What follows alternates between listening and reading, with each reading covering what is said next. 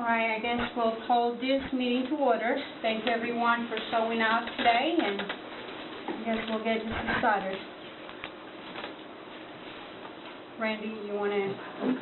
First item, discussion of College Street stormwater alternatives, and we've got a fairly detailed presentation from engineering of the alternatives. If you could basically just go through that. Good evening. I'm Mike Kelly. I'm the engineering director for the town here. Appreciate the opportunity to discuss the options for College Street. So the next few slides show a little bit of the background of how we got to here, with a little bit of the history of the issues in College Street. I'll just state it's been a long-term problem down in that area. It really has been for decades. I would say that area has probably been subject to flooding for literally hundreds of years to some degree. I don't doubt that additional impervious surfaces in the area help impact it, but in all honesty, I think if there were no impervious surfaces in the area, it still would be subject to occasional flooding. Most of the houses that were there, I think, were built probably before our building code and building permit requirements and before erosion and sediment control and stormwater regulations also. And additionally, a lot of the homes were built in the county. We started requiring building permits in town in the 1950s. We annexed that area. Just a little bit west of the Moose Lodge, I think we had a couple of the houses in town prior to 1974, but I think most of the property came in with the 74 annexation. But we have had, like I say, I guess property owners to come to council really several times over decades. So, as you know, major flooding occurred in the College Street corridor 3 times during the past 2 years, with inundated roads, driveways, flooded basements, and a collapsed basement wall reported to the town. The primary area of flooding vulnerability is the 800 block of College Street. This is a flatter area where runoff collects in the rear yard channel. In response to the 2020 Memorial Day weekend flooding, the town initiated an engineering study to investigate drainage problems and provide recommendations to reduce future flood risks. So just a few photos of some of the documented flooding problems. The photo on the previous slide, we're taken just upstream of the Masonic Lodge on College Street. And this photo at 830 College Street shows damage to wooden fences in front of a home, while floodwaters from West Main Street are shown coming through the backyard, as indicated by the red circle right here. One thing we'll point out, the fence we did think was causing an impounding issue, so it was holding water back. So I think that in part led to some of eventually the wall collapse probably a little bit further downstream. Is the fence no longer there? The gentleman who purchased the property modified the fence, and for lack of a better term, I don't know the correct term for it, but I call it a hog wire fence. It's a metal fence with the larger square openings in it, so the flood water can pass through it now instead of potentially being in. So the wood fence has a big opening, and then it's got that metal mesh in between. It does. Some form of a culvert. Right. For lack of a better explanation. Right.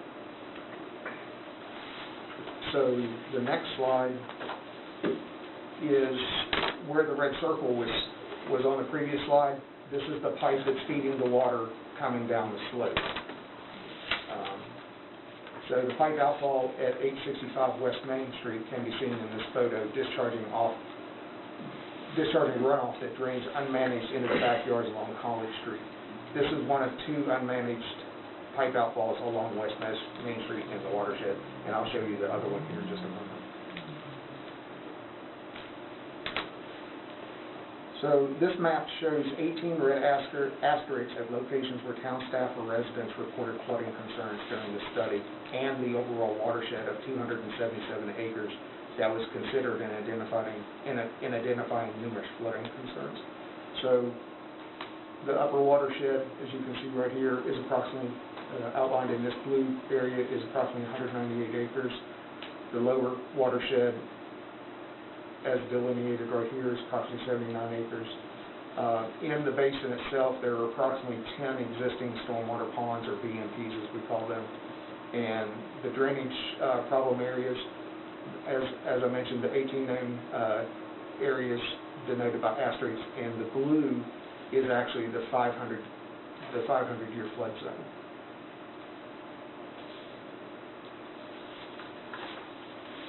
So the existing conditions.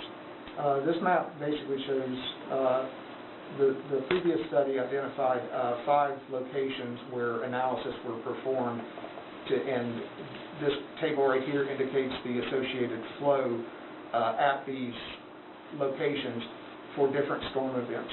This is a Q2 is the 2-year 24-hour storm. Q10 is the 10-year 24-hour storm. Q25 is the 25-year 24-hour storm, and Q100 is the 100-year storm. So it's hard sometimes to understand what is a CFS. A CFS is 1 cubic foot per second. So I got to thinking about that. How do you put that in terms that I could understand? So you got to thinking about bathtubs, and you have a bathtub in your house, and you got an overflow location in your bathtub so it doesn't overflow. Standard bathtub will hold 42 gallons. That's approximately 5.5 cubic feet.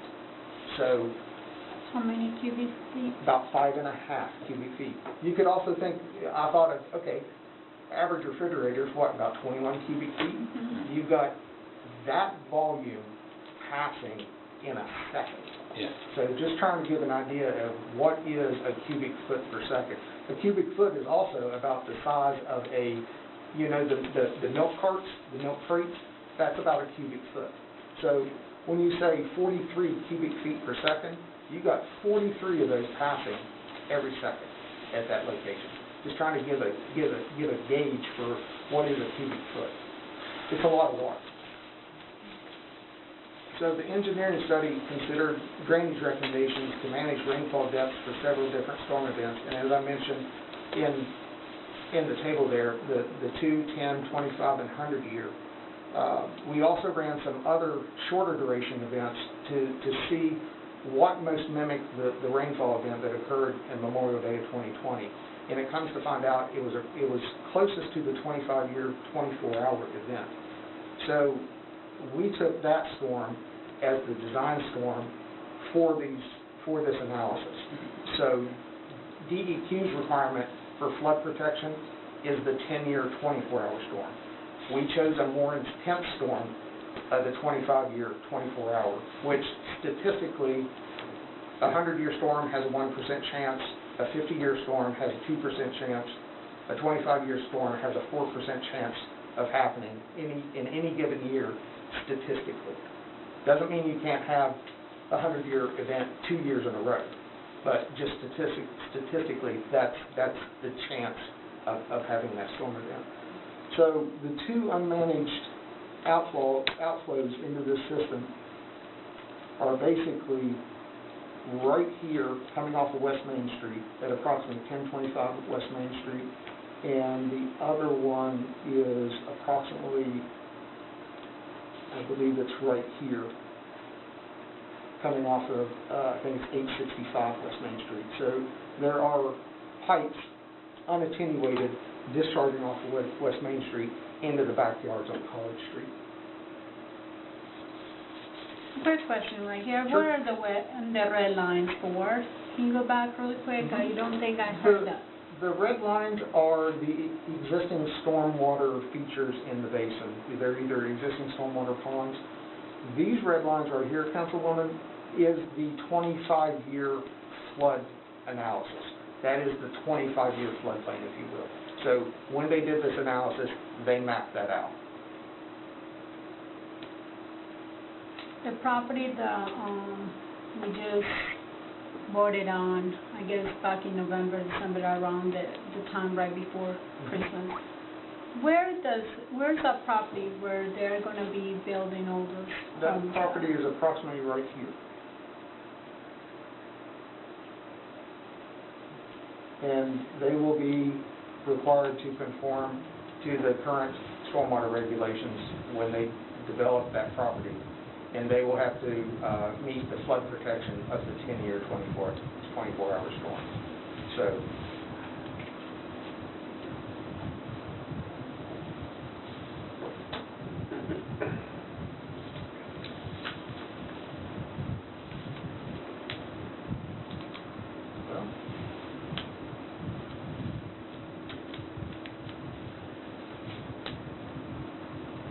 we have any ability to get these maps online right now? Is that That map public? right there, Mhm. we can make this available. Okay, that would be really good.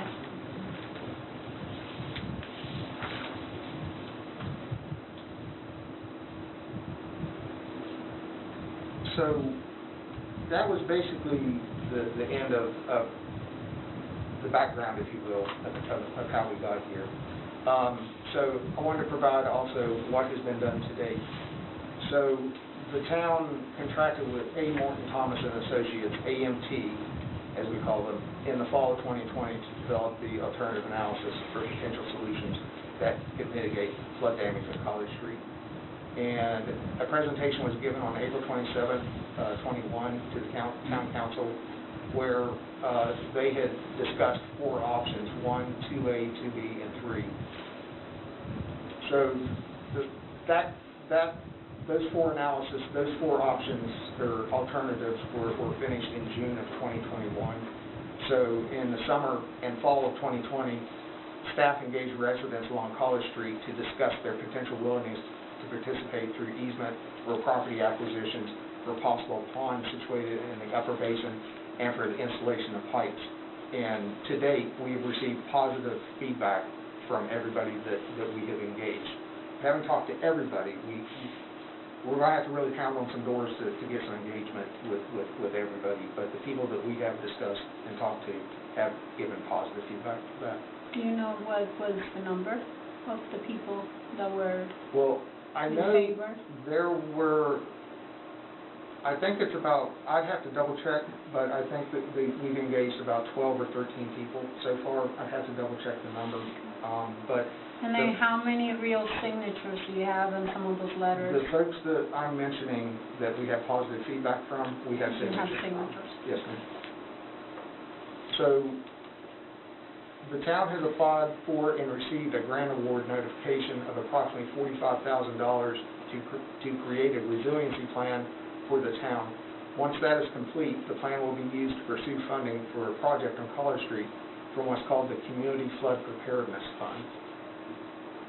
So during October 26, 2021 town council meeting, property acquisition was mentioned during citizen comments, and after that, the town manager requested an analysis for a potential property acquisition alternative. So the original study had the 4 alternatives here, and we went out after that meeting and solicited and had AMT perform a 4th analysis. And that was completed in December of 2021. And staff has evaluated the alternatives as identified by AMT, and we offer the following options that could mitigate flooding risk along College Street.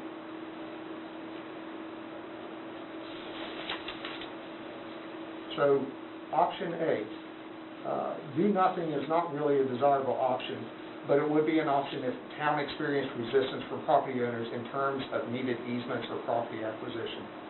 So option A could be to buy the 5 affected properties only and demolish these houses.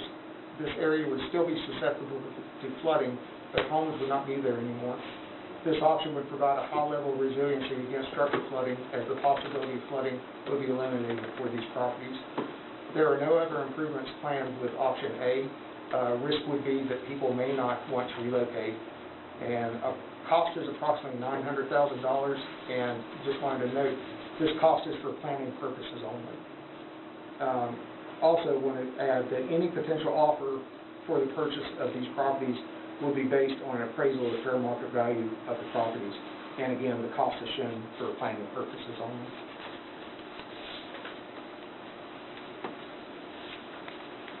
So option B would be a regional BMP solution or stormwater pond solution. Option B could be to buy the 5 affected properties, demolish the houses, and build a pond in this area. And this is, as I mentioned, the alternative 4A. This option would provide a high level of resiliency, as the possibility of flooding would be eliminated for these properties. It would involve relocating a driveway right here. 780 driveway comes out approximately like that right now. So we would have to relocate the driveway to provide, and that would provide them an all-weather access. It would also require installation of larger 30 and 36-inch pipes upstream. So these pipes would be replaced, and we would pick up drainage coming up from those. These are those two unattenuated discharges coming down the hill. So we would pick these up. And it would also replace the 36-inch pipe downstream of the Masonic Lodge with a new pipe. That pipe is aged and is in pretty bad shape. This option would also potentially offset future improvements that were included in the downtown watershed study. An approximate cost for this option would be approximately $3.04 million. And again, the cost is for planning purposes only. So a little bit more about this option. So a stormwater pond in the 700 to 800 block of College Street would attenuate more of the water on College Street drainage basin compared to a stormwater pond located in the upper reaches. So if a pond, and just a little hint of things to come, that's the next option, is a pond up in this area. A pond in this location would attenuate both of the unattenuated outfalls. But a pond up here would only attenuate the one outfall. So this option proposes, as I mentioned, a new storm sewer system in the backyards consisting of inlets that would replace the open ditch that's in the backyard. This option would also replace the 36-inch pipe that runs from the Masonic Lodge, as I mentioned. And as with option A, any potential offer to purchase properties would be based on a fair market value appraisal of the properties. And the downtown watershed study identified improvements. Addressing stormwater upstream in the basin could help offset costs that were identified in that downtown watershed study for later.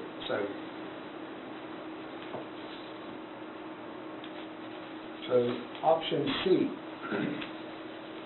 Option C is basically alternative 2A as identified by the A&T analysis.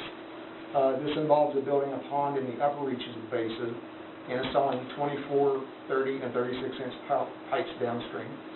This option offers less resiliency as affected properties would continue to remain at risk for structure flooding during higher intensity storm events. This would potentially, again, offset future improvements that were included in the downtown watershed study. And our approximate cost for this option would be $2.35 million. And I know I'm sounding like a broken record, but this is for planning purposes, the cost for planning purposes. So option C is basically the 2A option, and it would involve the installation of this BMP.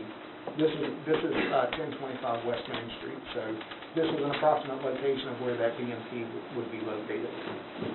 This area has some standing water and groundwater concerns currently, and could be a good location to detain the runoff and reduce peak discharges. Resulting discharges would drain into a new stormwater drain system that would replace the open ditches in the backyards from the new stormwater basin, basically from the new stormwater basin all the way down to the Masonic Lodge.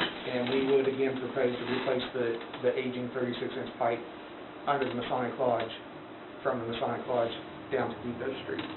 And this option would also continue to offset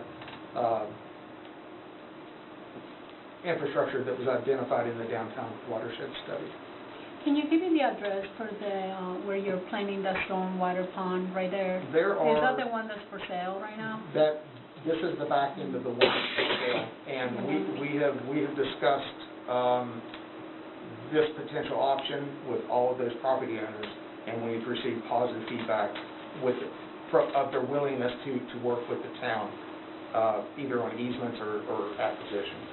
But it's only about a 50% fix. It fixes it to a 25-year storm level. Yeah. And that's kind of the bad thing about it. While it keeps the houses intact, which is, I guess, the nice thing to keeping the community together, the bad thing is there still is a possibility, although it's greatly reduced, of flooding. But this other drain pipe, it doesn't stop it. This pipe, no sir, it does not stop that. But what we would do is we would pick that up in a storm sewer pipe and connect it into the closed system. So it would basically take that water, Councilman, and push it underground, and it would be designed to handle the flow. So these options with the pipes in the background would basically, and there would be inlets installed in each yard to collect you're still going to have surface runoff that you have to collect. But this would basically reduce the flows on College Street and take the water, put it in a pipe underground in the backyards, and pipe it down through. So would you fix the Masonic? We would continue, yes, that pipe. And was that as a part of this project? Councilman, every option we have here, that pipe needs to be replaced. Okay, all right. It does. It's aged and it needs to be replaced. Because we don't want to spend money here and then 2 years from now have a pipe go back and go back and do something else. One shot, get it done. Is this one of the, this seems to be very similar to the option that was given to us by the people that came out to give us the presentation. Is this the one that was spoken about? Yes, ma'am. I'm sorry for talking. That is option 2A that was presented that night. And then now, the middle school, I guess one of the things, I really like this option. Obviously, there's a lot more talking that has to be done, but as far as the middle school stormwater pond, is that any way that we can actually, I know that there is a small fix, which is like, what was it, put a metal thing to cover a little bit of all that extra water that was coming into... Councilwoman Hicks, if you could give me a few more slides, we can get to that. Okay, go ahead. Okay. So, again, this is option 2A. This option, again, this one does not propose to purchase property, but there may be acquisition in this area for a pond. So, the last option I have here tonight is basically this same option right here, identical, in addition to purchasing the 5 houses that were identified here. So that is option D, is you go ahead and build this option, you build this infrastructure, and as a flood resiliency measure, you would purchase those houses because they are identified as the ones that are most at risk. And this option would also continue to offset the downtown infrastructure from the identified in the downtown watershed study.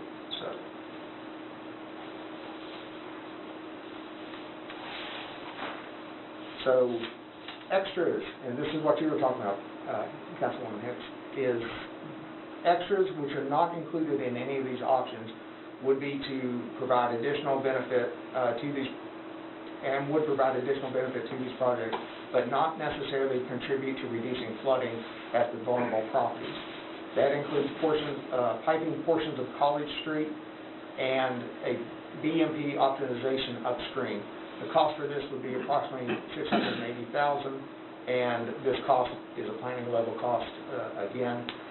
But that's what you're referring to, Councilwoman Hicks, is what we're calling BMP optimization.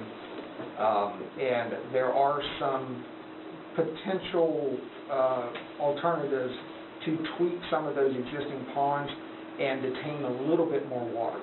But it would never be enough to offset the flooding risk to these structures. It could get you a little bit, but it's not going to get you a lot of bang. I don't think the north side of College Street contributes to the flooding problem as much as probably the south side. I think, personally, for me, it's...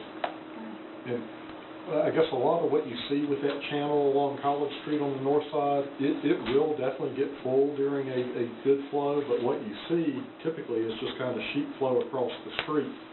When it tops over, you don't see kind of, I guess, normally a big gushing of water coming across College Street. So one of these options would be, there is still an open ditch section on College Street, and one of these options, these extras, would be to go ahead and pipe that and connect it to the existing run of storm sewer pipe that's on College Street. So that could potentially eliminate some of that sheet flow that's happening in these higher events. So that's also one of the options, is picking up that pipe. So, no, go ahead. Is that a way to go to the county and ask them, you're saying that all this stormwater rules and restrictions came out back in the 1950s. Well, a lot of that, we annexed the area in 1974. We started requiring building permits. The town started requiring building permits in the 1950s. You know, erosion and sediment control regulations definitely came along after that, and they've really evolved through the years. They're kind of nothing like they were when I started working for the town 24 years ago. They're a lot more involved than they were even then.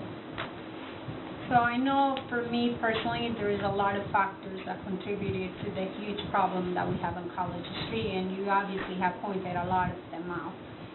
The middle school, when I went and I drove through, you know, when we had all these storms, there was a whole amount of water that was coming out from the pond at the school, the middle school.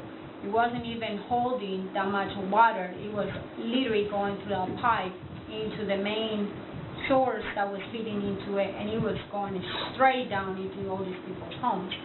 Now, go ahead. We asked AMT, the consultant, to look at the middle school pond. Yeah. And it's delineated on the map, so we had some of the old plans. I believe we had some of the old plans. And we forwarded what we had over to our consultant. They modeled the middle school pond and found that it was functioning consistent with the rules and regulations that were in place for stormwater at the time. Now, I'm not saying that there wasn't a lot of water coming out of it, but at the time it was constructed, because we've heard that before, so we wanted to kind of chase it, run it down the rabbit hole, if you will. But what we were told by our consultant was it was functioning consistent with the rules and regulations at the time it was constructed. So at the time it was constructed, but as far as the school systems and the county owning these schools, I personally feel like is that a way, and I'm just coming out here with ideas, is there any way that we can go to the county and ask for some money for this, or for them to fix the problem?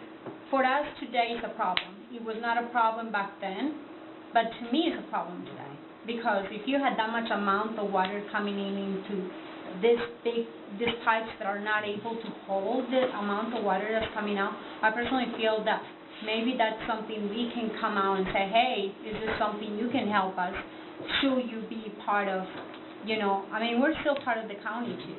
Can we get any financial help from them as far as fixing this? That would have to be a council decision if you're going to approach the Board of Supervisors about it, to ask for it from the town. Personally, I would have my doubts whether they would fund something like that. They'd probably tell you it's in town. They'd probably tell you it was private development when it was built. You know, they don't really have any liability or anything, and the town really doesn't either, because it is private development. You know, it's kind of, I guess, unfortunate that the houses were built prior to stormwater regulations and that it wasn't really addressed ages ago when they were built.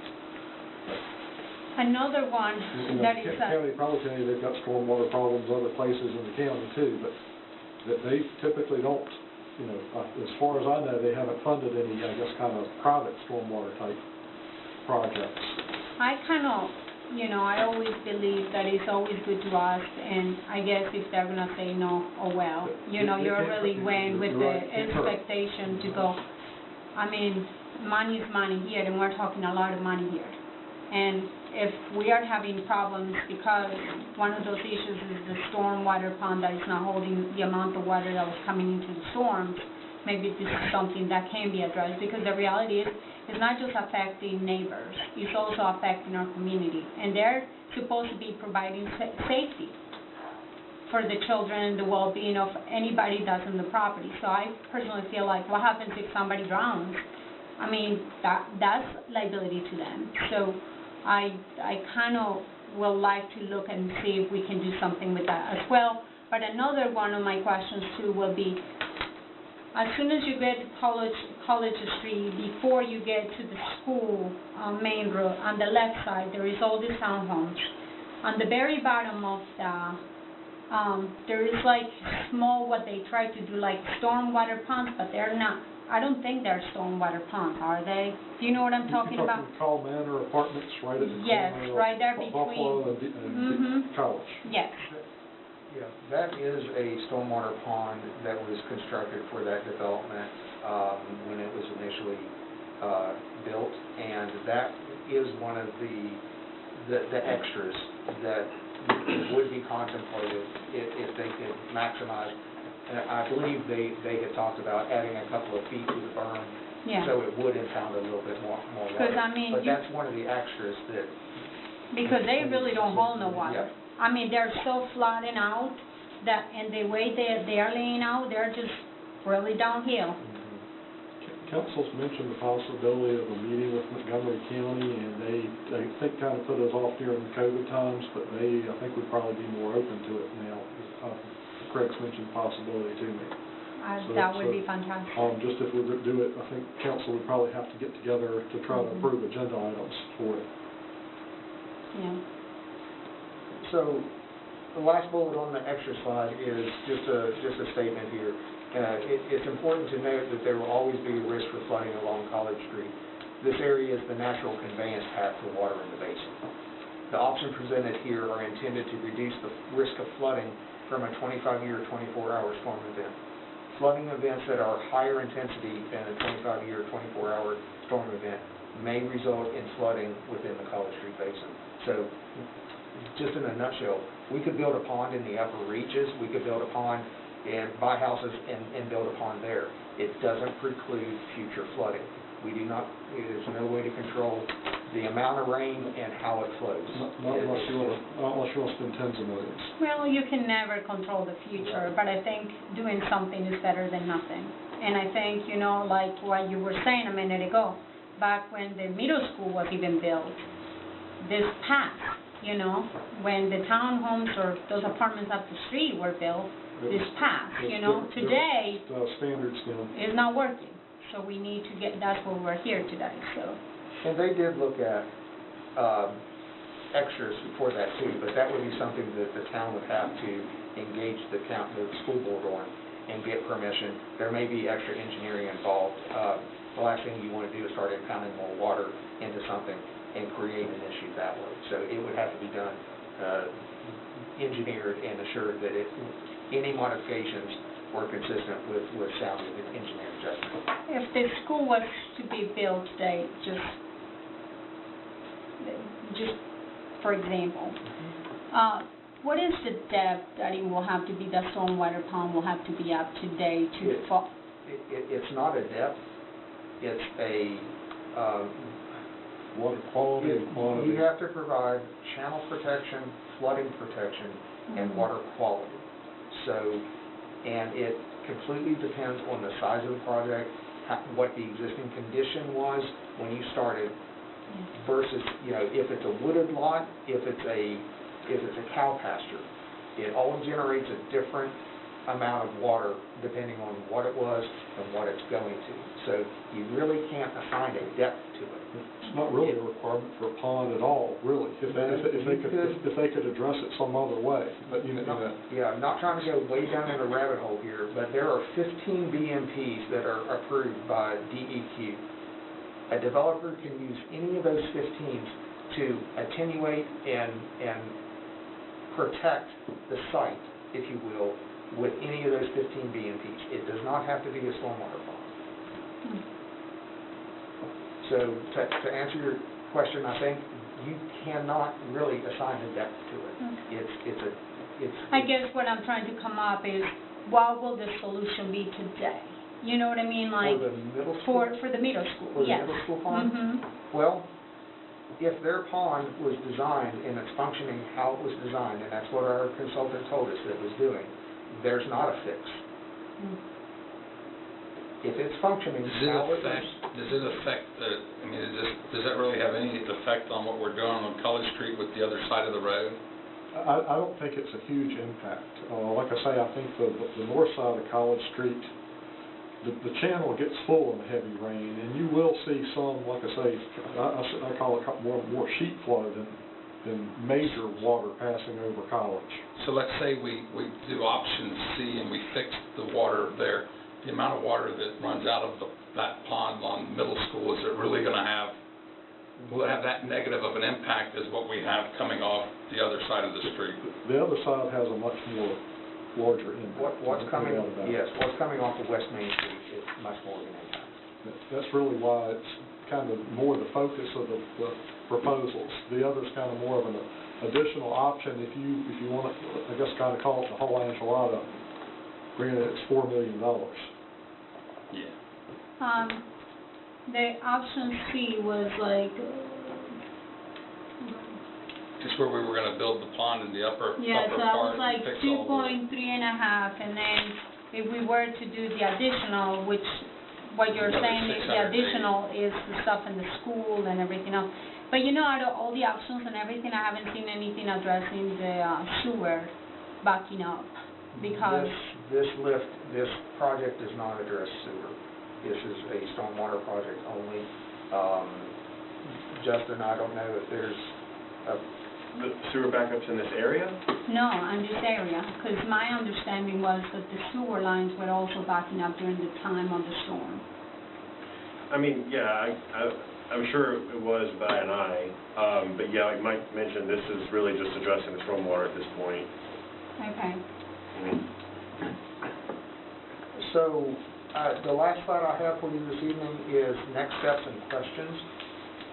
The next steps would be to solicit for the creation of a resiliency plan for the town of Christiansburg. As I mentioned, we've applied for and received a notice of award for approximately $45,000 for this plan.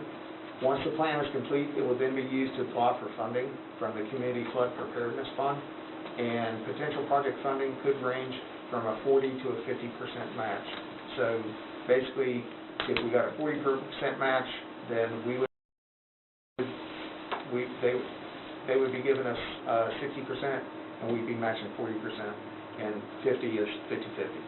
So from my understanding, the $45,000 to $55,000 or whatever, how long will that take for us to get it? That's a great question, Councilwoman, because we've received the notice of award.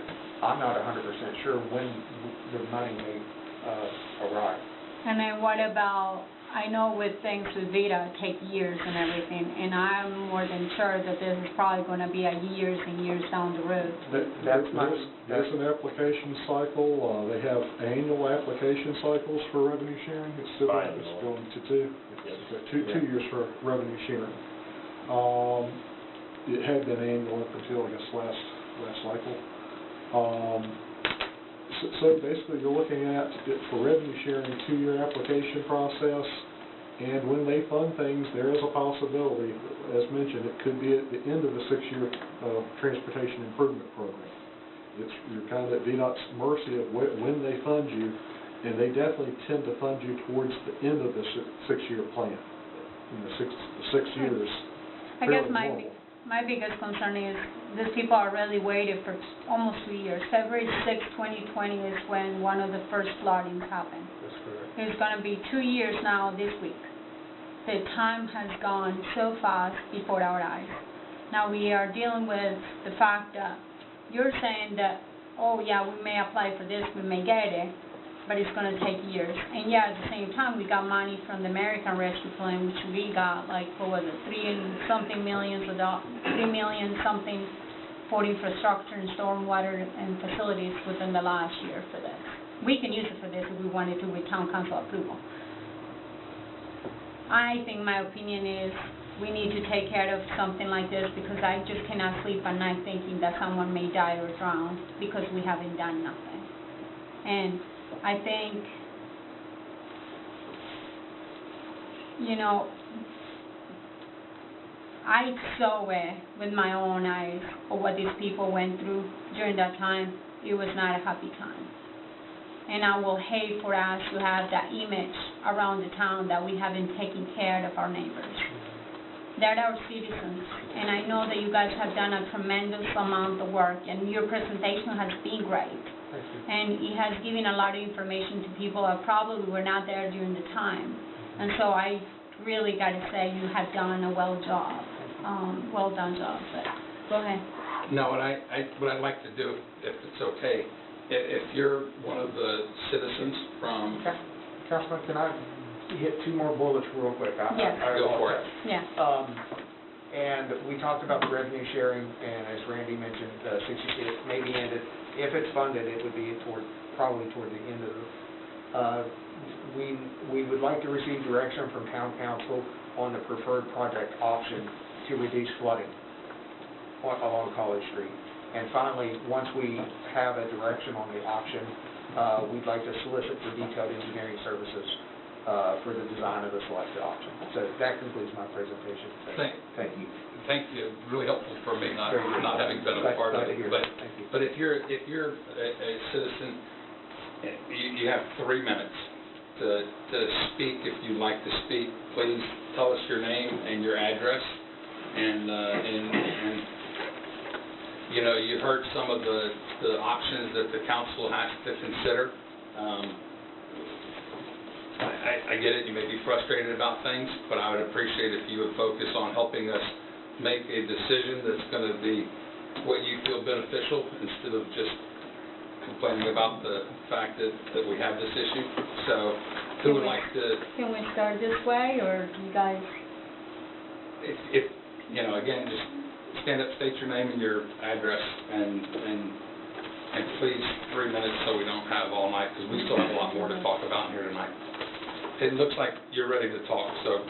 Well, I wasn't planning to say anything, but my name is Preston Woodrum. I lived at 830 where the dog died. So I no longer live there, so my opinion really doesn't matter too much. If I was there, and this is just my opinion, I moved because of what happened, just because we couldn't live there anymore. But if it was me, I would go with the option to get out of there as quick as possible. That's just my opinion. So I would probably go with, I don't know if it was 2A, maybe, the one where you whichever one where you buy the properties and you build the pond below or above, whichever one ultimately helps out the rest of them upstream as well. That's just my opinion. Like I said, I don't live there anymore, so ultimately whatever the people in those 5 houses want, that's what I would do. Thank you. Thank you. Someone else like this? Yes, ma'am. My name's Grace Woodrum. I'm Preston's wife. We no longer live there, as he stated, but we did lose a lot when we were there. I mean, we lost a family member. So, given that people do have dogs and live there, it's like, we don't live there, but it's still like, it's heavy on our heart because we created friends with our neighbors. So as far as a fix, I think the ponds would be the best option. I don't know if we agree on the same one, but whatever pond would fix it either where the homes are, because there is water that comes down from the middle school. We still have pictures. In fact, our family took pictures on the heavy rain. It may not be as heavy because I guess we were just lucky. I'm at 2. However, there is water that comes down there, so whether it be a pond up top or at the bottom, I feel like the bottom one would be a possible better solution along with fixing the pipes, because when we lived there, I mean, you can look into the pipe and see just a bunch of cracks and stuff, as you stated. They're pretty rough, but we are advocating for change for College Street. Thank you for showing up. This presentation, I mean, this is... It was a great This is really good stuff. Very good. It's nice to see that, you know. So thank you. Ma'am, would you like to say anything? No, Christine, I'm talking to you. Yes. Actually, my husband wanted me to play a recording for him, but I don't know what it says. Like Barbara is not there because she didn't food chicken. She showed up and baked the music. She knows how big a problem this has been since he's been here. Can you stop it for 1 second? I'm sorry. What about if you play a little bit and say what he's saying, and then play a little bit? Or just speak it to us, you know what you're saying, so just tell us what you're thinking so that we can... I'm Susan Guest. Yes, ma'am. And that was my husband. What's your address? 810 College Street. Okay, thank you. Right next to the pictures there. All right. We were neighbors with these folks over here, and we've lived there for 16 years. We do love the the neighborhood. We're happy there, close to the highway. We're just sad for the events that have taken place, and would like to see change. I think doing both ponds, one at Easement and one over here, because that will help the future. It just fixing one side or the other may not completely fix it. Of course, we've been through quite an upsetting ordeal with our home also getting flooded in the basement and constant water and saturation. Even the water, like you mentioned, it comes across the street from the north side, but it floods all our front yards too. So when we had those different floods, our whole front yard and our backyard, I just finished putting in a flower bed and I lost all of it. It just went to the neighbor's house and wherever else it went. So I guess that's really all I'd like to say is I think both sides, both ponds may be more of a benefit. Thank you for showing that. You guys like to take a comment?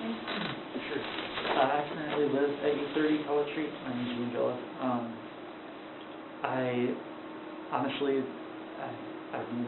We haven't experienced obviously the level of flooding that you guys have, but so a lot of this information is relatively new to me. I'm sure a lot of just for today. But I think I would be leaning towards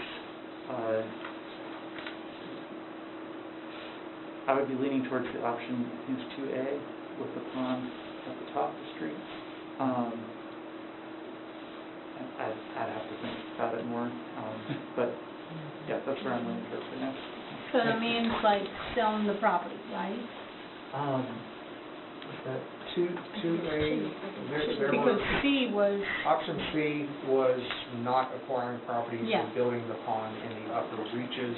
Option D was pond in the upper reaches and purchasing those 5 properties closest to the Masonic Lodge. so if I'm hearing correctly, you're kind of leaning to. I'm in between both, honestly. I think this is a lot for you to swallow today, because I believe you just found out all this stuff today. Why don't we just, I think. Yeah, I don't think we're going to the make fact a that decision we are definitely tonight, not going to but- make a decision tonight. I think it would be really good for you guys that live there to think about this. Now, you guys are the only two people in here from College Street that have those 5 houses. I cannot really tell you from hearing from the other people in the past. They may not think the same. That means that we're back at number 1, which is do nothing, and I don't think that's the fix here. Now, I don't have no bone on the game as far as I don't live there. I cannot say I went through what you guys went through because I was not living there. I saw it. And from my perspective, I had a hard time sleeping after those days. I have children, I have a dog, and like she's saying, my dog was my family member. The same thing for me. And I just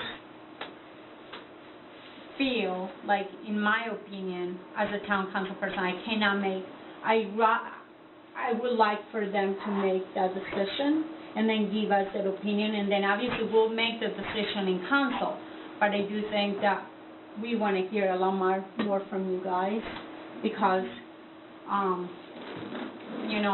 it's a lot to think about. It's a lot to think about. It is a lot. It's a lot on us to make a decision that's going to affect you and your livelihood. And I sincerely appreciate you guys showing up and being a part of the solution instead of just sitting back hoping that we make the right choice. And hopefully we do make the right choice. There's a lot to adjust. Do you have like pamphlets with the options so they can mull it over and look at it? Because I'm 2A, 5C, I'm not able to follow. And I think they had a hard time doing that too. Yeah, we'll help you with that. So anyway. And maybe even having a copy of this PowerPoint for each of the the homeowners here, or if there was a way we can get that, or if maybe there's a possibility to print it out this week and maybe be delivered to them, or. Seth's been meeting with them, and we'll make sure we get something. Thank you. Again, thank you for a great. Oh, it's a really good Great presentation. presentation. It really Will you helped me. please email me that until I get a copy of it? Yeah. That would be awesome. Thanks. Okay. Chris Waltz, 1370 Rigby. Oh, sorry. Chris Waltz, 1370 Rigby. Y'all know, Mr. Wilson, you're new on this committee, and so is Councilman Hicks. I know that there was a study done back in, I think it was 2017 or 2018. I think it was about $20 million to fix all the downtown flooding issues, is what the figure came out to be, somewhere around that. And this isn't to really, complain, but it is to complain. Is, in this town, we spend a whole lot of money on wants. Stuff like this is a need. And it seems like any time a need comes up, the answer from town staff is always, well, we'll wait till we get somebody else to pay 50 or 60% of it before we do it. And, this is infrastructure. This isn't parks, aquatic centers, playgrounds. This is stuff that is infrastructure. And if you don't upkeep infrastructure, you turn into a third world country. And I'm sure, Mr. Wilson, you've been to a few of them just as I have. And they're not fun. That's all. Thank you for your report. Thank you for your input. Can I ask a question? So I was hearing everybody talk about how long it might take to get funding to make this happen. So I was just wondering about the timeline. If you did go with an option where you purchased the houses, is that we're gonna purchase them in 6 years when we get funding, or is that soon? So that's up to the council. Okay. The council will Ms. Hicks and I will present what we think is the viable option to the council. And it's up to the council to decide where the funding is going to come from and if we're going to wait or not. Okay. But it could be where we realize we don't have the money to buy them right out, or we could use the ARPA funds or whatever. But until we have to check into that too. Is that going to be? The ARPA funds, the expense has to be incurred after March 3rd, 2021, and it has to be obligated. In other words, you have to have a contract signed by December 31st of 2024, and the money has to be expended by December 31st of 2026 in order for it to be eligible. But I'm more than sure you probably wouldn't want to wait for that long. Yeah. So I anticipate us having a discussion. We have a council meeting on Tuesday night, but we won't be ready to discuss it that fast. So it'll be the following meeting that I think we'll suggest to bring up something to the council, and then we'll just see how it goes from there. Okay. Could we could meet this timeline? It's just maybe be a little bit aggressive to have the contract in place, but I think it's a possibility. I think one of my biggest concerns, and I'm going to tell you from my personal opinion, right there, even on the first one, it states that it's either everyone or nothing. Right. And I personally feel like the comments that I have heard is, we're not going to do anything if everybody doesn't cooperate. Now, I see you guys wanting to do that because you guys are young, you guys can buy another house. I mean, you just got in there. It's not a big deal, There's people in there that have lived there for decades. Now, for us to come out and say that to them today, they're probably going to yell at us and say, hell no, what the hell are you doing, And I think that's what I'm really concerned, because I'm not really, I'm concerned for you guys. Please don't, I don't want to get my words twisted, but what I want to say is, if it's all or nothing. And I think one of the things that I personally feel from listening to a lot of what's going on in your street, from the neighbors and everything, the one solution that is not going to help you, just you guys, but everybody, and it will allow you guys to stay in your homes and everybody else in there. I personally feel like I will leave without plan number C, the letter C, where it fixes a lot of your problems, it builds you, and that's where you may want to come to council too and say, hey, we really like to have the additional stuff, fix the stormwater at the middle school, fix the other stuff up the street, you know, with the option C, if I'm not wrong, and please correct me if I'm not wrong, but I think letter C also allows you to have that pond on the top, which it will take care of a lot of those problems because a lot of the water does come from there. You got water coming from 81, you guys got water coming from all over the places, and when that was flooding, it came from everywhere. And so if I was one of you guys, and I'm not there, but if I was one of you guys, you definitely, our jobs is really not to go from neighbor to neighbor, but you guys are living there. Talk to your neighbors and say to them, hey, I'm pushing for this one, which one would you like? Because I think if it's the 5 people that come together and say, hey, we want this, or hey, it just only takes one to say no. And I don't want to be in this position in another 2 years where we haven't done nothing, because guess what? You guys didn't make a decision. And I think something is better than nothing. And this is going to be a very expensive project that nobody wants to spend that money, but I want to spend it because I think it's important for the safety So stay of tuned. everybody. Yeah. Just pay attention to the council, what's going on. Oh, you definitely do. I mean, I know this is like a bucket of cold water on you guys, but you know, I don't want to see what these people went through, or what she went through, or what the rest of the people went through. And it wasn't just those houses. I mean, a lot of people got affected in a smaller way, but it was a lot of people that got affected. So. Thank you, Mr. Kelly. You're very welcome. Thank you. We ready for the next? Isn't it high in this place? I'm on cookie.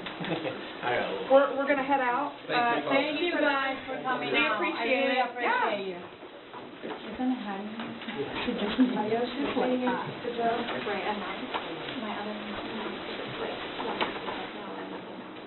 Yeah. So, please go out to your neighbors and talk to them. I think it's important. Now you know where we are at. Yep. Because we're here as your representatives, but we need your help, and I'm begging you for your help. Thank you. All right, you have a good evening. Thank you guys for coming out.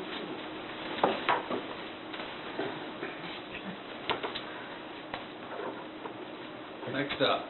We got a presentation on pending capital expenditures and projects, and Justin St. Clair is going to be presenting on that. That's right. So I was going to start off with a little bit of background about, town's water and sewer. The first one, water. There's about 160 miles of water line in the town, 160 miles. We do own and maintain 4 water tanks. Those 4 would be the Buffalo, the Falling Branch, Hills, and Hubble tanks. And we own and operate 4 pump stations, the Craig Mountain Station, Edgewood Station, Lubna, and the Buffalo Station. The remaining tanks in the pump stations otherwise are owned and maintained by the NRV Regional Water Authority, of which we're a member with the county, the town of Blacksburg, and Virginia Tech. The town sells on average 2.3 million gallons per day, which we do purchase from the authority at a wholesale rate. The plant is currently going through process upgrades and can max out at 12.4 MGD. Currently, they produce about 6.9 each day. So they have some excess capacity still for growth. On the sewer side, we have about 170 miles of sewer line, and we maintain 17 different pump stations. That is all the town's deal there. We are not part of an authority with the sewer. We do own and operate our own wastewater treatment facility down at Crab Creek. You've probably been down there. It's a fun tour if you're ever interested. Yeah. I would recommend it. But I enjoy those things. Like I said, that's completely owned and operated by the town. They receive an average of 3.4 million gallons per day. That was last year's calendar average. It is designed to handle an average of 6 million gallons per day, and there is a plan to upgrade it to 8 million gallons per day. So, just FYI, the average of 6 million gallons per day, that is just a sustained. It can peak to higher flow rates during rain events and such, to 15 million gallons per day. Wow. And all the sewer that's collected in the town goes there, and we also collect sewer from parts of Montgomery County by agreement. Do they pay us? They do, yes. Well, the citizens do. Does Montgomery County also pay us for that? They do for master meters. We've got located, we provide water to Shawsville, Alliston through a master meter. We've got, is that the only master meter? So for water, we get paid a wheeling rate for water that goes through the town, but is sold to the county through NRV. And we have a master meter, I know, at Camp Christie, I think on Mud Pike. That might be the only two places. now, there used to be. There used to be more. Yeah, there used to be more. And as far as sewer, we collect sewer from the county, not just residents, but actual metered from the county. I think at 3 or 4 different locations. One is up here at the Slate Bridge Station from the Merrimack area. Yep. One is from Walnut Creek subdivision back here off of Houchins. One of them is Midway Plaza, kind of behind like the CNC John Deere. And I'm blanking on the fourth one. I think there's a fourth one somewhere. I think there's only 3. Is there only those 3? Okay. Well, that worked out well. So, also, I did want to point out that, you know, we have kind of 3 different areas when we're talking about water and sewer in the town. The town limits is, the corporation limits. Anything within that is town-operated water and sewer service areas. If you go outside of those limits, we have, by agreement with the county, areas to provide water to citizens. That's the blue. Like Walnut Creek and things like that. Exactly. We sell water directly to the citizens in those locations. And then in the hashed green, we can provide sewer to those residents. So over here, like off of Lubna Drive, down here on Round Meadow, and portions of like Belmont Church here, I think it's the Grace Life up here, And customers. and then some areas over here like I think Mount Pleasant, Pine Hollow, things like that. So there are 3 different kind of areas when you look at that. So, you know, we have direct customers for water in these areas. We have direct customers for sewers in these areas. And of course, we also have areas where we have direct water customers, but the sewer is billed through the county.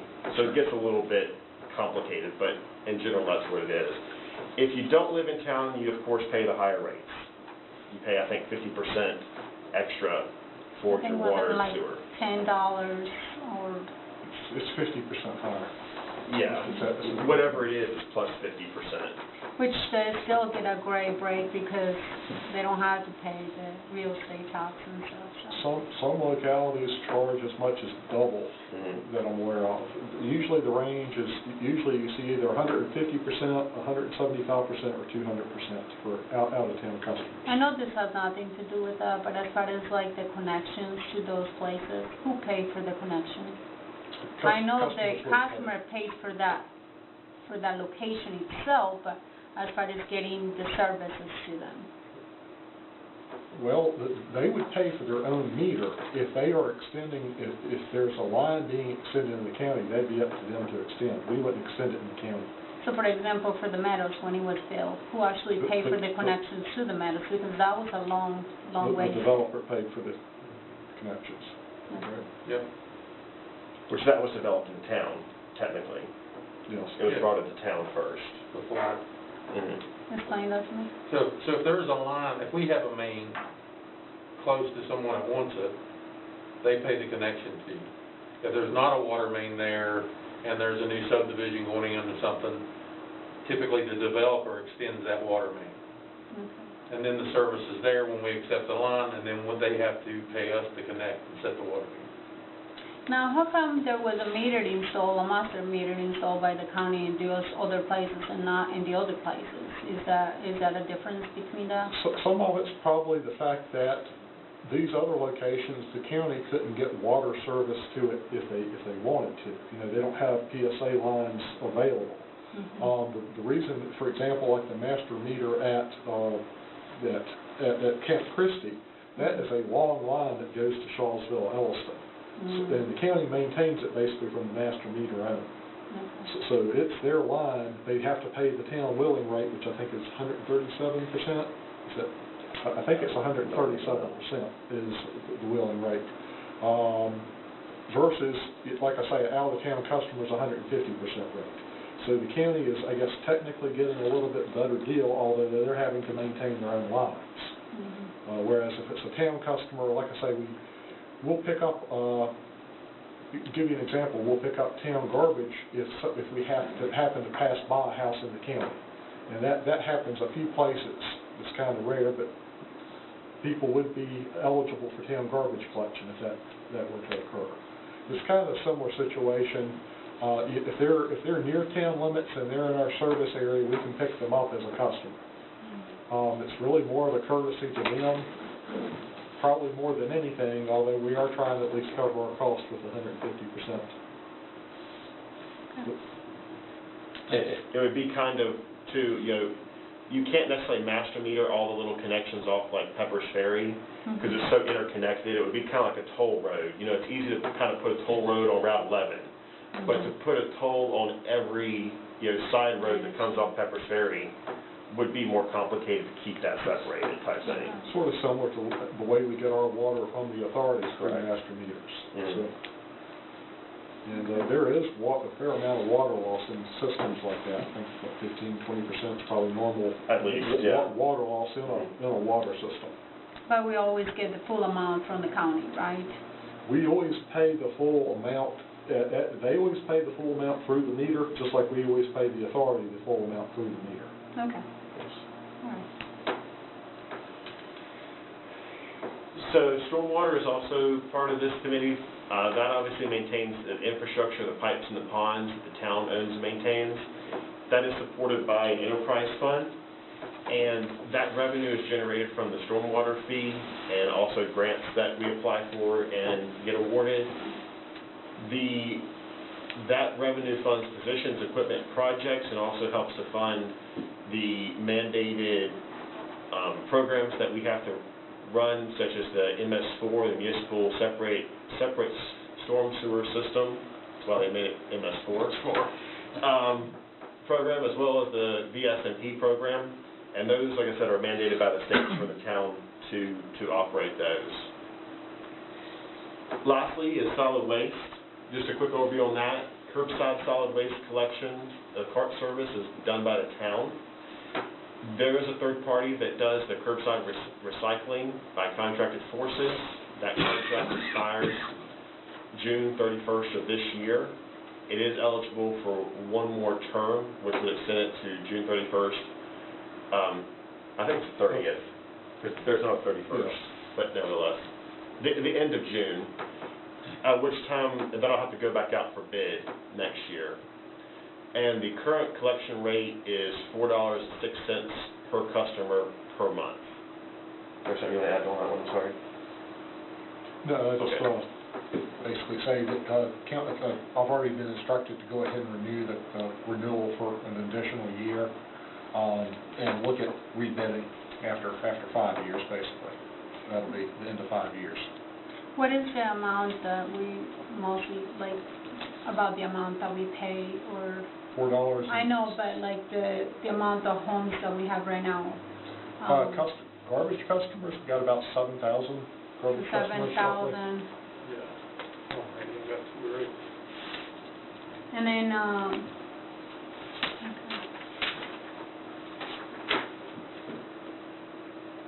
so it's $4 for 6 cents, 6 cents per customer.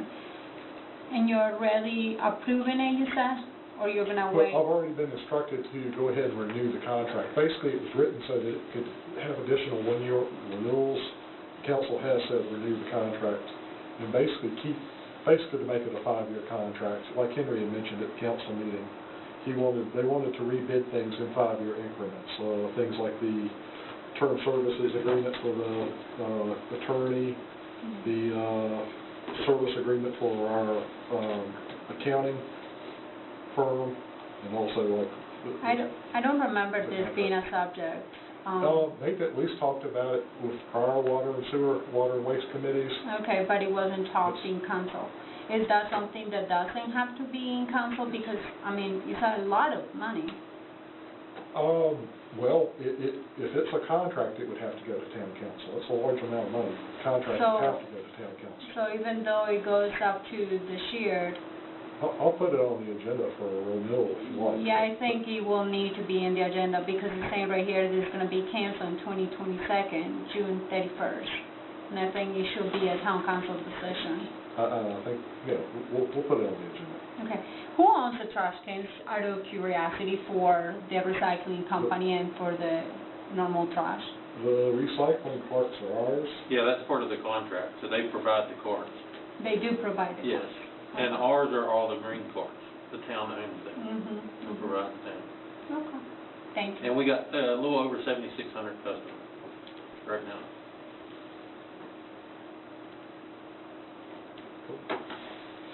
Thank you.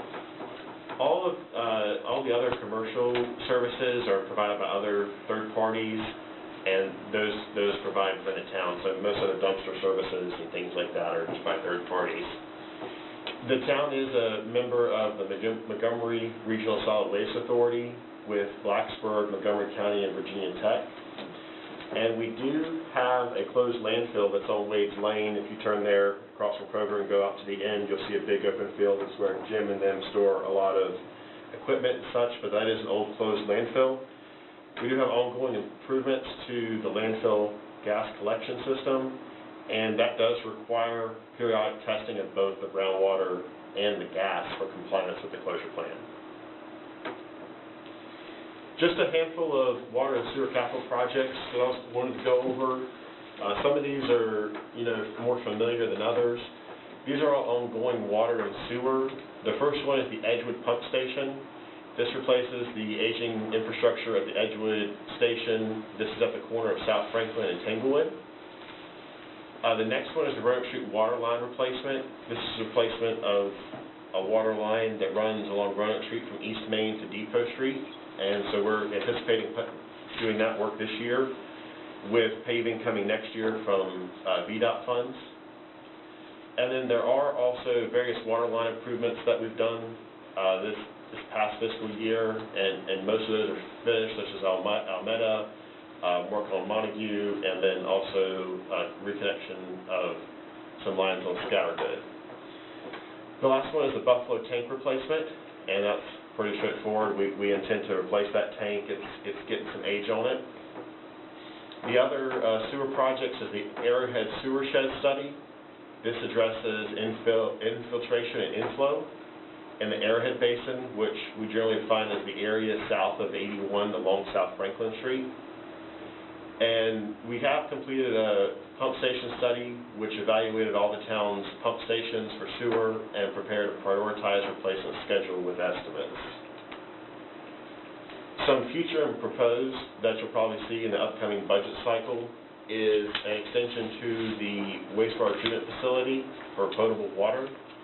Since the Water Authority ran a new transmission line through that area of the county, it's close enough to the treatment facility where we feel we can do an extension, and that would get rid of an old well pump system that currently provides drinking potable water to the system, but it also adds a level of fire protection that otherwise doesn't exist today. It's also a project we'd like to get started on, which is a water line redundancy project for the east end of town, and that would include replacement and construction of new water line to provide a redundant feed. And then some other studies and reports we'd like to start on the upcoming year is an updated utility rate study, since that was completed about 5 years ago and had a 5-year look ahead. Outlaw study, so they would actually go out and do listening to the pipes and try to identify point leaks and things like that. And also do just routine tank inspections as required by VDH. Some other projects that we have listed for sewer is the Silver Lake Sewer Interceptor Phase 2. We had completed a Phase 1 project in last fiscal year. This Phase 2 would be extending it from Round Meadow Drive up to the existing Silver Lake pump station, of which that was priority 1 for removal from the pump station study that we just completed. And then from priority 2 of that pump station study was recommendation of replacement of the Walters pump station. So we would propose putting in some funding this fiscal year to start design for that. And then as far as wastewater treatment facility capital projects, they have really taken the lead in creating a nice outlay for the wastewater treatment facility and finishing some preliminary engineering reports. The first is a high priority project, and in our viewpoint is to replace the existing sludge thickening system with a centrifuge. And currently, sludge from the biosolids is land applied, and so that presents a lot of challenges. You can't spread it whenever it's below 32 because everything freezes.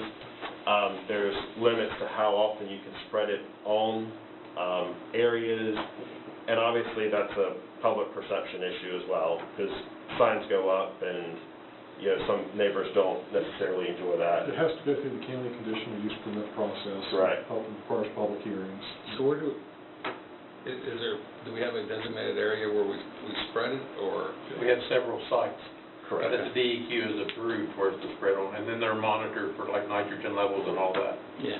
So we can't spread, we can only spread so much on each site. So that's what, sorry. Wasn't some of that in the past given out to farmers? That's where it's spread. Yeah, that's what it's spread. So it's not necessarily our land, but it's No, none of private it's on land. our land. Okay. But they gotta be willing to participate and so forth, and it goes through a big review process, like Justin said, because of the neighbors and the concerns and all that. It's all gotta be permitted through DEQ. Yeah. So now, have you had a very, very bad report with that? Has it been bad in the past as far as like people having a hard time finding people that want to have that done on their properties? It's getting more and more difficult each year. Mm-hmm. And that's why we're proposing this project. The regulations continue to evolve and make it a little more difficult too. I'll add this also, land application, it's pretty much, I've done this in other places, that's pretty industry standard. Regulating entities are moving away. Yeah, I'm not against it, I just The day will come. didn't know how we did it. I mean, I had a farm and our neighbors did it, and I mean, I get it, just I didn't realize if that's how we got rid of ours. I figured we were more, I haven't been there yet, so I thought we're in the town. I didn't even. And we're restricted, like this time of year, we spread store all it, that. spread it in the county. That's good. Yeah, we spread it in the county. We spread it in a couple counties, really. But this time of year, we cannot spread it. Blacksburg. Yeah, if you try to spread it this time of year, it would just eventually run back off. There's no opportunity for it to absorb into the soil. And two, if it rains for a week in the springtime, you can't take a truck out into the field because it'll sink up and you won't get it back. But the goal would be to move to a centrifuge, which would thicken it to a higher density, less water content, and it could actually be taken to the landfill at an economical rate instead. And Jim, if I'm not correct, the landfill actually has a purpose for it. Yeah, they use it for a cover. Yeah, so it's not just a, Well, it's actually used in other countries as a really good thing. I mean, that's why they don't use chemicals and things like that in most farms, because it's reused in there. So, you can actually, by the time it gets to where we have it, it's actually really good for the land if you want to use it. So, so but I can it's understand. Human waste instead of animal waste. Well, I know, but here too, it's actually a really good thing that we. And now, what's the cost? Than animals, so. Oh, I know, but what's the cost approximately of that? Because I know that the wastewater facility really, really needs a lot of improvements. I mean, it's not improvements, but really to change and replace some of the old equipment. Right there was quoted out using construction numbers of, last year, before the increase, at like $3.5 million. Okay. I'm sure that's escalated now over time. But it's sitting there shovel ready. It's been designed, everything's in place for it to go. I actually thought it would be more. Thank you. It's a very cool machine, too. I'm sure. What is the life expectancy of a machine like that? I think they do probably 20-year Yeah, I think that's kind of pretty life much the industry expectancy, standard. and, you know, with good maintenance, you can get longer, but you're playing with fire after 20 years. And it varies on the volume. Yeah, it does, sure. Okay. Some other improvements that were identified from the PER was capacity improvements with some additional pumping systems, new screening facility, and additional clarifier. And then just in general, you know, the plant is, I think, more than 30 years old since its last major renovation. And so there's a list of improvements that came from that study. 20 years, was 2000, 2001. Okay, 20 years since its last major overhaul. Update electrical systems, you know, new exterior lighting and updated site security, monitoring systems, and they've done a lot of work and still have a lot they'd like to add as far as the SCADA systems and cameras for operational control and operator safety. The last bit here is the stormwater, storm sewer capital projects. And this is a list of ongoing and proposed projects. The first one is the Sleepy Hollow drainage improvements. This is to address an erosive channel behind the homes on Sleepy Hollow Road. There's also a basin at the end of that kind of reach at the intersection of Wood and Shoe Court. And so that would be evaluating that basin, make sure it's functional, and also ensure the embankment is sufficient. It's also a project for Stone Street drainage. This would replace the existing culverts under Stone Street behind Kroger near the Depot Park. And then we also have some miscellaneous culvert replacements throughout town, such as on Bleecker Street and other key locations. There's also a plan to do some stormwater ponds and evaluation, so that the town does own and maintain several existing stormwater basins. And so that would go through and do an accounting exercise to ensure that we're in compliance with DEQ and that, you know, the ponds aren't over capacity for the design criteria that was given to them at the time. Yes, I can ask a few on that. Where is the Stone Street? Is that one behind the Depot Park right here on the right? That is like, there is like, here is the park and then there is the bridge and then you go right behind it. Is that the street? It's the bridge that you're talking about, I believe. It leads right up to Kroger. Yeah. The and one that Kroger you just is did the here and striping then on. it's like behind the creek. That's If Water you're looking Street. from Depot Street? So if you're on Depot Street and you take a left to go to Kroger, it's that bridge you go over. Yeah, Or that so culvert, that, yeah. okay. And what are you saying that you want to do that again? Those culverts are just beyond their life expectancy. They need to be replaced. And since I have a property that is adjacent to this property, how do I take myself out of the discussion of that? Because I don't want to get myself in trouble either. Well, the project isn't on your property, it's in the street right away. But it's right next to it. You know, we're replacing town property that your property has no effect on. I don't think you. Actually, the bridge is on our property. The little bridge is not, we wouldn't touch that. That's nothing to do with the culverts. Okay. The little concrete thing that's a little upstream, I'm not even sure where that came from, to be honest.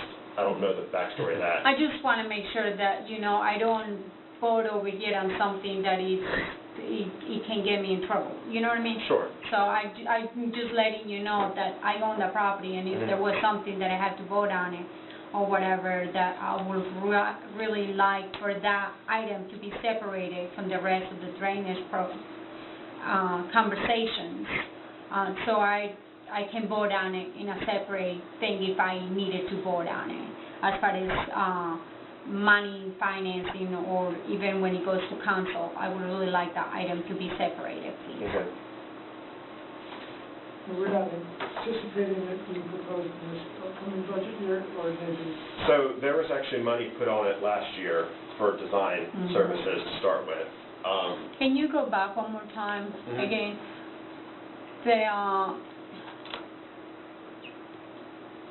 So the Sleepy Hollow project, it's been in there for years now. How much more do we have to finish on that? Because it's being said that it's gonna be done, and we're still not done. What else does we need to be done? So we haven't started anything construction-wise. We began the design, I think it was probably around this time last year. The years escape me, but I think it was this time last year. And we had sent out mailers to all the people along the street. And our engineer had proposed a couple different kind of general solutions, you know, kind of like a more nature-based solution versus a more just conveyance system solution. And so we're going to try to get feedback from from residents, excuse me. And we just did not get much feedback. And the handful of people that reached out to us, we wanted to have a community meeting on site, outside, and it may have been because of COVID, it may have been because of other things. We just didn't get much feedback. And knowing that, you know, those people have an investment in what that looks like on their property, we kind of paused, thinking that COVID would end sooner than it did, and it just hasn't, until we picked that back up with them. And so it's still there. So the money was designated to go to that project, but it still hasn't moved because nothing's being done. Is that my understanding? Because I have seen it in the budget so many times, and I haven't had time to go and look at the project itself because I just saw it was done. No, But all we've you're ever saying put it in there hasn't was even just started. engineering. Yeah, all we ever put in there is engineering, because until we really have a solution selected, we don't know kind of what to request as far as dollars. I would really like to know when is the project, you know, at today, and when can we expect to be finished? I'm sorry? I'm sorry, talk to you. Oh. I would really like to see what's the time frame for this to be done and, you know, finished, so it doesn't go from one budget to the next one, and we still haven't done it. And, you know, a lot of that is trying to get that neighborhood involvement back into place, and so we will reach out to them again and try to set up a community meeting and get that feedback from everybody. Okay. Wouldn't you agree, team, that that's something that we really, I personally like to see a timeline and make sure they get it done? Sure. Because I really, really think it's been in there for at least a couple of years. I don't remember when we first put it in. We may have requested it and pulled it out for 1 year or something like that. I don't recall exactly, but we can take a look at that. Some of the other ones are the industrial park stormwater management improvements. So this is for the town's industrial park off of Industrial Drive. This is the pond that is over near Houchins. And we actually recently received money from the Stormwater Local Assistance Fund to help fund a portion of that project to restore a heavily eroded receiving channel to a more natural state and enlarge the stormwater pond. The other project through the Stormwater Capital is Hancock Street improvements. That's ongoing. That, of course, is to realign a portion of the stream under Hancock Street, which currently flows into downtown businesses. I went ahead and added in here the Resiliency Study. This is the study that we just, you know, got a notice of award for that money from the Community Flood Protection Preparedness Fund. And so that was actually a 90%, 10% fund to pay for that. And then, of course, College Street drainage. That's a project that's ongoing in the Storm Sewer Capital Project. So one thing right here. So the industrial park, have we started working on that one already? No, we're getting ready to finish design, and we're putting out for bid in the next several months. Since we got SLAF funding and we're able to secure that extra money, that hasn't been officially awarded to the town with like an agreement. So once that agreement is in place, we'll have to go through the process with the state to ensure that we've met all their requirements to receive that money. And once that's met, we can actually bid the project and start the construction, but that ensures that we can receive that money back from the state. I love to see a timeline for that too. And as far as Hancock Street, where are we at with that, and what about the ARC grant? Are we going to lose that? Is there a time frame that we got to start the work so we don't lose it, or how does this work as far as that goes? So I'm going to defer the ARC part to Andrew, but as far as the status of where we are on Hancock Street, we're still acquiring the easements that we need for everything, and I'm hoping that doesn't take much longer. We haven't had really any issues with property owners. They've been willing to work with us. A lot of it's just kind of the complexity of the easements and the impacts that we're working through with them. And so I'm hoping that doesn't take much longer, but our kind of anticipated start is later this summer, and we're expecting an 8 to 9 month project for that. Do we have the thing already bid on? Do we have a contractor already? No, we can't get a contract until we have all the easements in place. Okay. And then, why is it taking so long to get an easement? Because, I mean, this has been on the works for years now. So, we've been in easement acquisition and design for probably 8 to 9 months. And so the process is pretty long when we have state funds on the project, because it requires a lot of steps. Most of these properties require appraisals, and actual, full-fledged commercial appraisals, so that took a reasonable amount of time just to get those back. And then, we had to create plats, we had to, reach out to the landowners, and we've been using a third-party consultant for that process. But I think there were, I want to say 11 different property owners. So that's just a long process. On Hancock Street? So since we're relocating the power from overhead on Hancock Street, it has to be rerouted from Commerce Street. So that's why there were so many easements necessary to reroute that power. Okay. And then for the appraisals, why are we having to, that's just out of curiosity, why do we have to do appraisals when we're not purchasing no property? We're purchasing easements. We are what? Purchasing easements? We are purchasing easements? Yes, for the power line relocation. Oh, for the power line, but not when we do the water's infrastructure and the sewer lines for the creek on Hancock Street. It's going in the street, correct. So we don't have to require any easements for that, we can just do that work, right? We own it. We can do the stormwater work, but the utilities need to be relocated first. And and the reason why you're trying to do that is because I imagine these lines are going to go underground, is that what we're doing? So for the power, it's going to stay overhead. For the portions that serve, the power line on Hancock Street serves, I think, the several buildings up to and parts of Old Town Mall. And so the power line will be rerouted from Commerce Street to serve those handful of buildings. There's also several fiber lines that go through Hancock Street and across Main Street there. It's one of the few places where there's overhead lines across Main Street in downtown. So those have to just go underground through Hancock Street. So what you're saying is you're going to move all the lines onto Commerce Street For the power. And then everything else will be underground, which is for like the broadband and other things. Correct. I think Citizens, Seagrove, Verizon, AEP has fiber through there. It's like the information superhighway. Is there a reason why the town doesn't want to look ahead and think about trying to put all these lines under the dirt, since we are actually doing and spending all this amount of money and doing all this work right now? So the communication lines would go underground along Hancock Street and across Main Street. No, but I'm talking about electrical lines. That's a tremendous amount more. I don't know a number, but it'd be a very complicated ordeal to do that back there.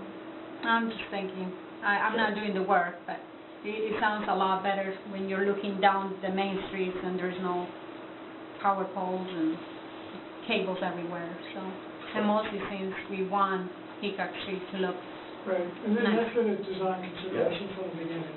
is to reduce the number of overhead lines along, on Hancock. Correct. Everything on Hancock Street except for a couple poles down toward College Street is going to be underground. And the power coming from College Street is going to come more from the backside of Old Town Mall. And we did share the timeline that Justin just shared a few minutes ago regarding the Hancock Street project with the Department of Housing and Community Development contact that administers the Appalachian Regional Commission grant at the state level, and they were very comfortable with that timeline.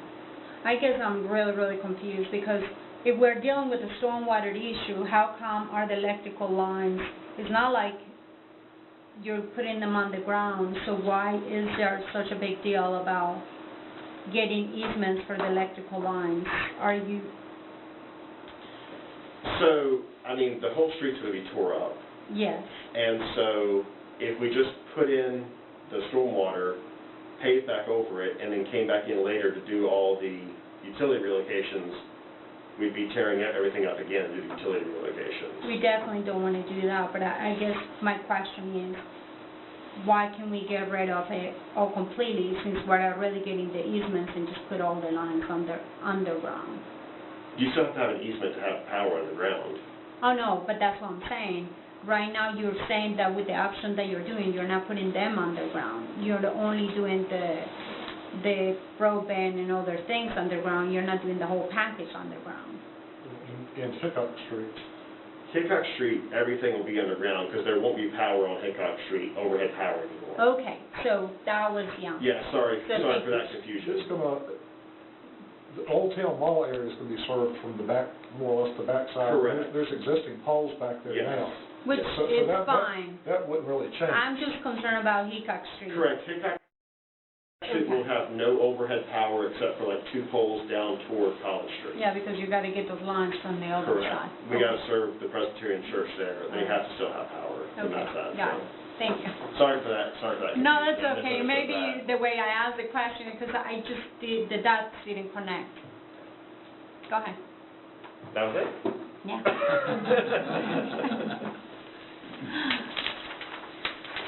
Well, I think we got a lot of work to do, and I think one of the things that I didn't see in here was the wastewater treatment facility as far as more of the equipment to be replaced. I saw only the one machine. Obviously, can you go back to that one really quick? Because I didn't see a lot of the things that were mentioned to me 2 years ago when I went to the plant to look at it. From my understanding was that, I may be wrong, it was 2 years ago, but it has been that number in my head that it was almost $50 million. If we were to replace a lot of You might be getting a little confused with the water authority, because that was right around the realm of what their upgrade was costing. So what are we talking about, just to make sure that there is no... I really want the wastewater authority, the treatment plan, to make sure that it's maintaining, obviously they're doing a good job right now, but I want to plan ahead and make sure that we start replacing some of the equipment that may need to be replaced. This is adding equipment from what it seems like. No, it's not adding equipment. Yes, replacing equipment. Oh, that one is, The centrifuge is replacing equipment too. Okay. And rest assured, we spent several $1,000s with the PER that gives us that roadmap for that. You'll start seeing more and more of that coming together. Okay. Because right now, it's the same process Justin uses. So we have the PER with all the recommendations and all the areas where we need to improve and upgrade. Yeah. So now it's a process of getting that designed and getting that ready to have that cost to be able to know, where we can do a whole upgrade at once and know that have a good cost for it. Now, because of COVID, do we have to have purchase or do anything additional to what we're really currently doing? Require additional sampling or anything like that for? No, we're participating with Virginia Tech on their study, but we're not incurring any additional cost or anything like that for that. Oh, that's fantastic. Okay. All right. Sounds good. So what we're talking over here, when we go to have our meetings with council to us, the work sessions about the budget, we're talking about, I want to see numbers. I know that the $3 million were mentioned for the replacement of the thickening system or whatever the machine that is. What's the rest of the other items? I would like to see an approximately amount of money that those are going to cost, if that's possible. And I would love to see this PowerPoint. Can you send me that to my email address, please? Thanks.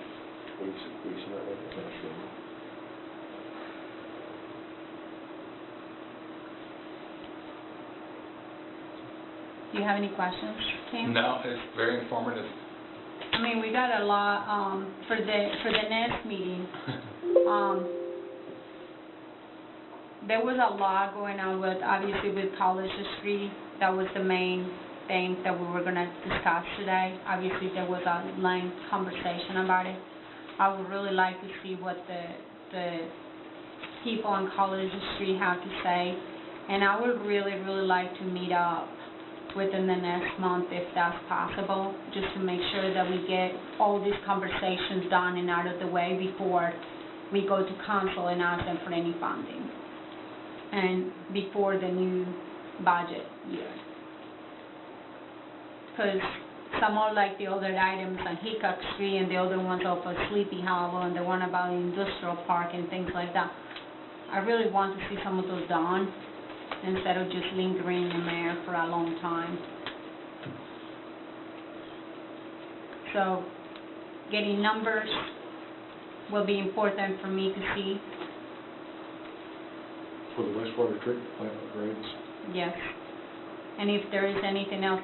Now, Public Works, I know you guys do a lot of work for us, and we're so grateful for you guys. And I really feel sorry for you guys. I mean, We appreciate that. Oh, no. You don't need to feel sorry for us. no, but I mean, like, you guys are doing a lot, and I am grateful, and I know the majority of the citizens are grateful. I can probably tell you 99.9% probably of the population, because I haven't seen that many complaints. You guys have done a really good job. And I guess if we're getting a lot of complaints, we'll know what we're not doing so right, but it's been really phenomenal what you guys are doing. Is there anything that, as far as the, within our Water and Waste Committee, that we can do for you guys to help your jobs better? Like it's streets that need to be, you know, I know you talk to Randy all the time, but is that anything that's some of your top concerns for us that we can try to facilitate or help or be a voice for you guys with council? Well, I mean, nothing street related for this committee, but everything we discussed and you've seen tonight, any of the support that you provide for all of that, that's all a priority for not only engineering, it's all for us too. Okay. You know, so that everything there, including the wastewater treatment facility, there's a lot of things that's coming down the road that's going to require a lot of funding to make us, you know, get back up to where we need to be. Absolutely. I'll tell you, support for pay increases for public works Oh. employees, and For how long have I been talking about that? Yes. Yes, definitely. But those are things that are obviously really, really important, because we need to get you guys help. And so, and I know Randy's already getting numbers and things like that, so. But they've managed remarkably well considering how short-staffed they've been the past couple of years, really. Several years. The next storm we get, we may see you with a shovel out there, right? Might. You never know, he's always offered. You know? He participated in cleanup with us one year and everything. Well, I prefer you only run the backhoe, so, you know, nothing personal. I don't know that you guys want to make that, I don't know that you guys, yeah, you may take on that offer, you'll never leave Public Works.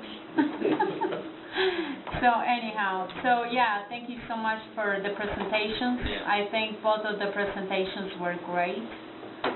From my standpoint, I think you guys have done a really good job answering our questions today and concerns. I feel like there is a lot more to talk about College Street for sure and the other projects. but I really like to see things happening. Not just staying on the books, because they look really great, how wonderful we're doing, but I really want to see them taking place. And I think, you guys are speaking now over here, so I think the next thing that we have to do, my advice, Randy, can we do, and I am just talking for myself, but I want to ask you as well. To me, it's important that for the next council meeting, hopefully there is enough time to at least talk about some of the items that were discussed that you guys need, like for the wastewater treatment, because those are things that probably council, the rest of council, if I was not sitting here today, I would not know about it. And I think those are communications that need to happen right away, because the work sessions are happening. I've asked department heads to start scheduling presentations with council in regards to their operations and capital needs and projects, things like that. So we're going to have presentations over the next several months. Well, I know they're going to be asking a lot over the next month, but I think a little bit at a time so we can process. And even as a council person, I can tell you from my perspective, I like to see one thing at a time. I like to see you guys coming to council and showing us PowerPoints, but I don't want to be surprised. I don't like to be surprised.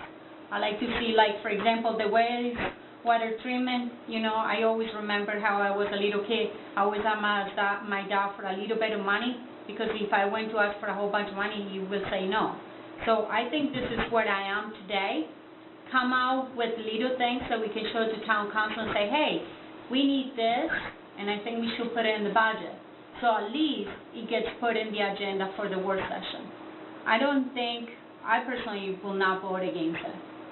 And so those are the things that I want to see in paper today, so we can start looking at them. Like, for example, next Tuesday is a perfect example, because a little bit at the time, it would not look like a shocking surprise when you guys come to us and say, hey, I want $20 million. Because that's the point that everybody's like, oh no, please make some budget cuts. And you guys are getting, I hope that you guys get some raises, and I hope that we can recruit more people. And you don't want to put those two together because it doesn't look good. And so that's just from my opinions, and I would really, really like to see at least, but obviously I want to ask for your opinion. Yeah, no, I think it's a great idea to start bringing people in and starting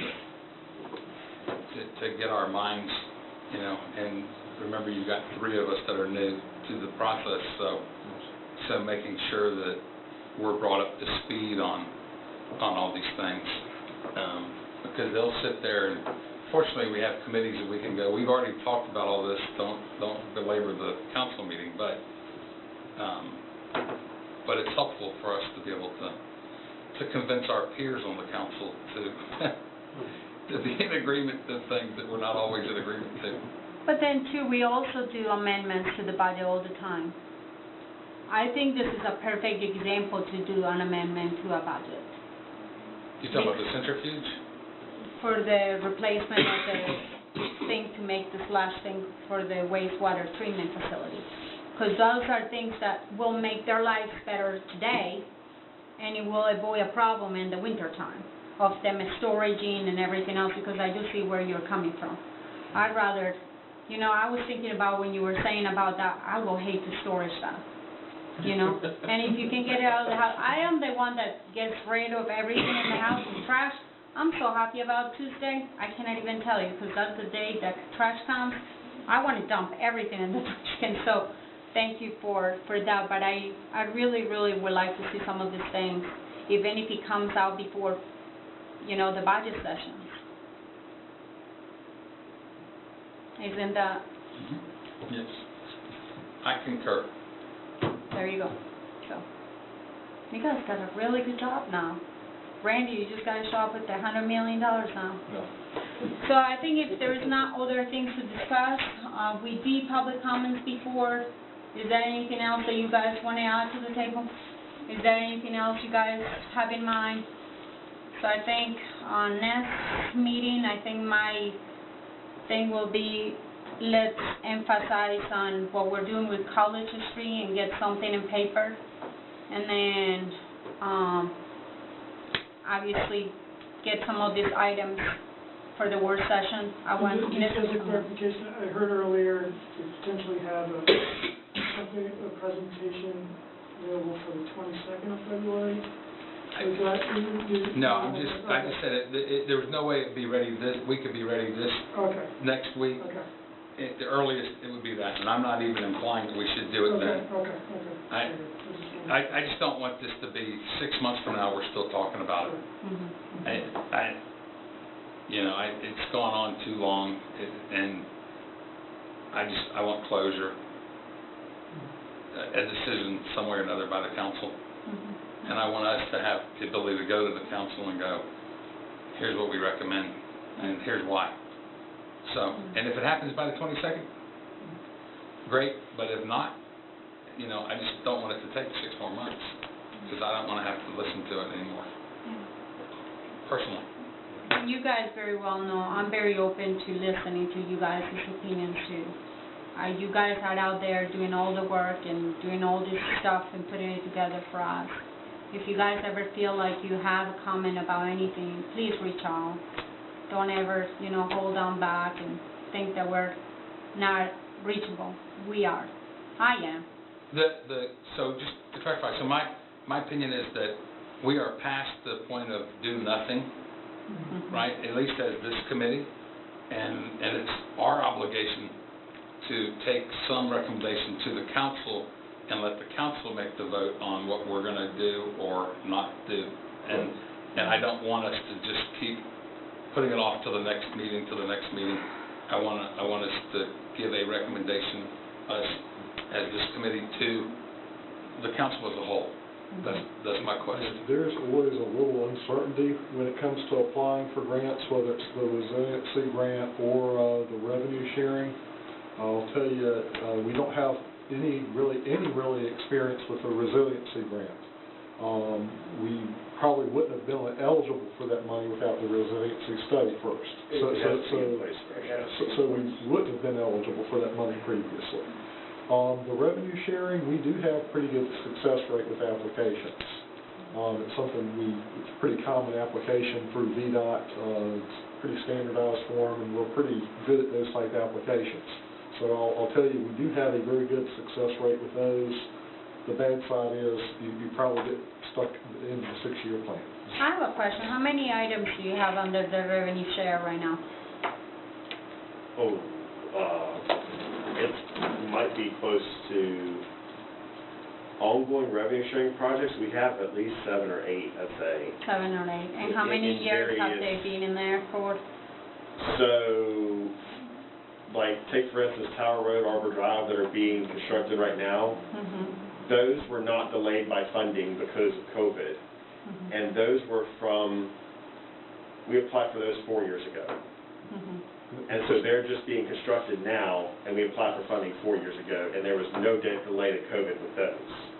So that's a signal project. So part of my thing is I realize we may apply for grants that it takes us 4 or 5 years to get it, but until we have a decision by the council, we're another month before you even apply for something and look at funding and stuff. So the quicker we can get a decision, the quicker we get in, and you never know, there might be one of these where you go, oh crap, we just made a deadline. Who knows? I just want to get it before council and a decision made, and then you guys can go figure out how we're going to, if there's grants or anything, or if we're going to use alternate funds. But that's going to take forever. I think personally, I'm turned on with the element that I understand that we do a really good job as a town trying to collect money from grants from the government, the state, and different things. But I think there's a point where you got to take care of your own. And I always taking care of my own. And so looking at it from my as a private citizen, taking care of my own properties and things like that, I'm not coming to the town and asking you guys, help me build a wall. And so I personally feel like this is something that the town should be doing, because those are those properties are within the town, and I don't see main roads in the middle of this. Hancock Street, I can understand why Vida, and maybe it's a different way how they look at it. But from my perspective, the Virginia Transportation Department, Vida, and all this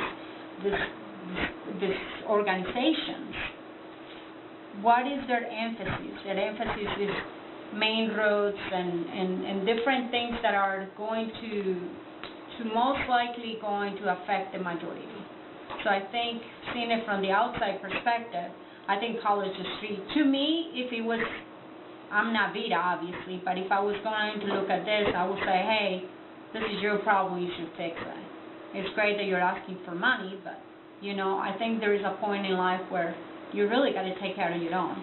Until we tell them that we wanted them to do something, they can't figure out how they can't make recommendations to us. Oh, I know, but I think that's where we're at right now. We're waiting to see what the college neighbors say. Well, honestly, I guess the fact that those two pipes that are come off of Main were installed as part of a VDOT project probably makes the funding a little bit more likely.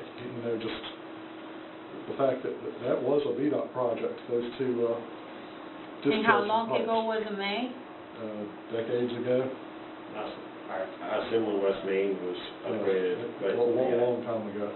So they may, the same principle may apply, just like the school board, you're saying, or the county.